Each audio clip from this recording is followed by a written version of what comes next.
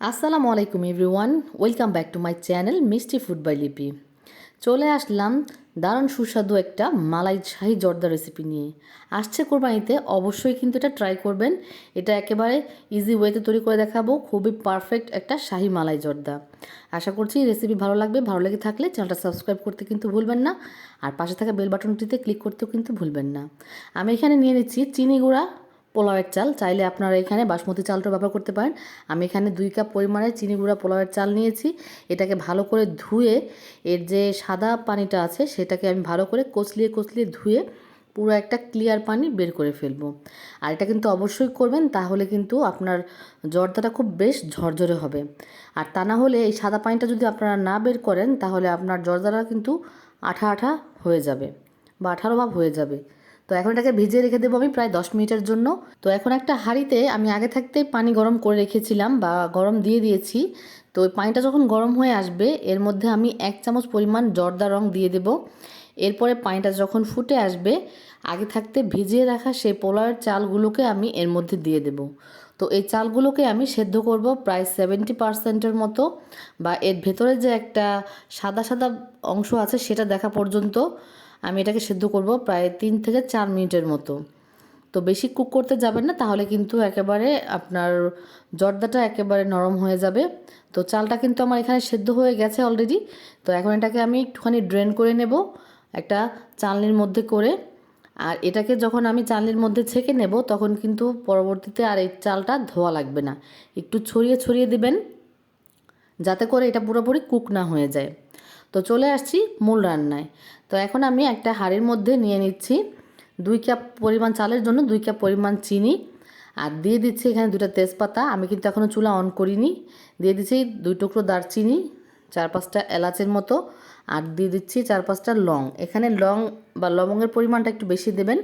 আমি একটা আনারসের 4 ভাগের 1 ভাগ দিয়েছি, আর দিয়ে দিচ্ছি এখানে 1/2 কাপ মালটার রস। দেওয়ার পর এটাকে আমি ভালো করে জাল করে নেব বা একটা খুব সুন্দর করে শিরা করে নেব ভালো করে মিশিয়ে নিয়ে।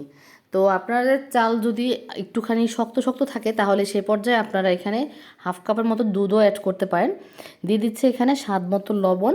তো দেওয়ার পরে এখানে আমি দিয়ে দিচ্ছি কিছুটা জাফরান, কাছে থাকলে দিবেন, না থাকলে প্রয়োজন নেই। এরপর দিয়ে দিচ্ছি এখানে 1/3 কাপের মতন ঘি। ঘিটা তো অবশ্যই মাস্ট। এরপরে যেই আমি অরেঞ্জের জুসটা ব্যবহার করেছিলাম বা মালটার রসটা, সেই মালটাটাকে একটুখানি গ্রেট করে স্কিনটা দিয়েছি আমি এখানে সুন্দর একটা ফ্লেভার অ্যাড হওয়ার জন্য। এরপর এটাকে খুব ভালো করে একটা মোটামুটি ঘন একটা চাশনি করে নেব। চাশনিটা হয়ে গেলে এর মধ্যে দিয়ে দিচ্ছি আমি আগে থাকতে সেদ্ধ করে রাখা সেই চালগুলোকে। তো এটাকে ভালো করে একটুখানি এই সিরাপের সাথে ভালো করে মিশিয়ে নেব, নেড়ে চেড়ে হালকা হাতে আলতো আলতো করে, যাতে চালগুলো না ভেঙে যায়।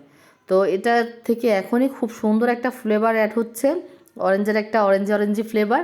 তো ভালো করে এটাকে আমি মিশিয়ে নেওয়া হয়ে গেলে এর মধ্যে দিয়ে দিব আমি আবারও ঘি। ঘিয়ের কোনো বিকল্প নেই, যতই ঘি দিবেন তত এর ফ্লেভার আর টেস্ট বেড়ে যাবে। তো এর মধ্যে আবারও আমি প্রায় 4 থেকে 5 চামচের মতো উঁচু উঁচু করে ঘি দিয়ে দিচ্ছি। তো ঘিটা দেওয়া হয়ে গেলে এটাকে আমি আবার ঢাকনা চাপা দিয়ে ঢেকে এটাকে দমে রেখে দেব প্রায় 8 থেকে 10 মিনিটের জন্য। তো 10 মিনিট পর ফিরে আসলাম। এটা খুব সুন্দর করে কিন্তু সফট হয়ে গেছে। আর এই পর্যায়ে যেমন একটু ভেজা ভেজা দেখা যাচ্ছে, এই জর্দাটা যখন একটুখানি ঠান্ডা হয়ে আসবে তখন কিন্তু খুব ভালোভাবে সুন্দর করে এটা ঝরঝরে হয়ে যাবে। তো এই পর্যায়ে কিছুটা ড্রাই ফ্রুট দিয়ে দিচ্ছি এখানে আমি। এখানে চাইলে আপনারা মাওয়াটাও ব্যবহার করতে পারেন। আমি এখানে প্রায় 3 টেবিল চামচের মতন গুঁড়া দুধ দিয়ে এর মধ্যে দিয়ে দিচ্ছি আমি আমার পছন্দ মতন বাদাম, কাজু বাদাম, আর এখানে আমন্ড বাদাম আর কিশমিশ।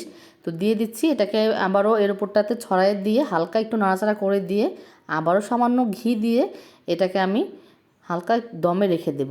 তো এখানে কিন্তু আমার জর্দাটা সম্পূর্ণভাবেই কমপ্লিট রান্না করা। তো এখন এর উপরে যে ক্রিমটা আছে বা মালাইটা আছে সেই মালাইটা রান্না করতে চলে যাব। তো এখানে আমি আগে থাকতে এই দুধটা জাল করে নেওয়া খুব ঘন করে, এখানে আমি প্রায় 1 কেজি দুধ নিয়েছিলাম, দুধটা খুব জাল করে ঘন করে নিয়েছি। দিয়ে দিচ্ছি এর মধ্যে আবারও 1 কাপ পরিমাণের গুঁড়া দুধ। এতে করে এর ক্রিমি যে টেক্সচারটা আছে সেই ক্রিমি টেক্সচারটা খুব ভালো লাগবে আর খুব তাড়াতাড়ি এর মাওয়াটা হয়ে যাবে। তো এখানে দিয়ে দিচ্ছি স্বাদ মতো চিনি। আপনারা চাইলে আরও যদি ক্রিমি করতে চান এখানে কনডেন্স মিল্ক ব্যবহার করতে পারেন। তো আমি এখানে প্রায় 3 টেবিল চামচের মতো চিনি ব্যবহার করছি, কারণ এটা যখন দুধটা শুকায় আসবে তখন কিন্তু এর পরিমাণটা কমে গেলে এই দুধের বা ক্রিমের যে টেস্ট সেটা কিন্তু খুব মিষ্টি হয়ে যাবে। তো এটাকে ভালো করে নাড়াচাড়া করে এর যে ক্রিমটা আছে সেই ক্রিম তৈরি করে নিচ্ছি। তো এই তো দেখুন আমার ক্রিমটা তৈরি করা হয়ে গেছে, এখন সার্ভ করার পালা।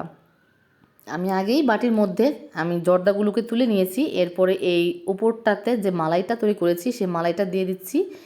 এরপরে আমি এর উপরটাতে দিয়ে দেব আমার পছন্দ মতো বেবি সুইটস মিষ্টি। আপনারা চাইলে এখানে আপনাদের পছন্দ মতো ড্রাই ফ্রুটসগুলোও ইউজ করতে পারেন, বা এখানে যে কোনো ফ্রুটসও, আনারদানা, আঙ্গুর, কালো আঙ্গুর, সাদা আঙ্গুর এগুলোও ব্যবহার করতে পারেন আপনার পছন্দ মতো। দেখতে খুবই কিন্তু লোভনীয় লাগছে, তাই না? অবশ্যই কিন্তু এবার ঈদে ট্রাই করবেন। সবাই ভালো থাকবেন। আল্লাহ হাফেজ।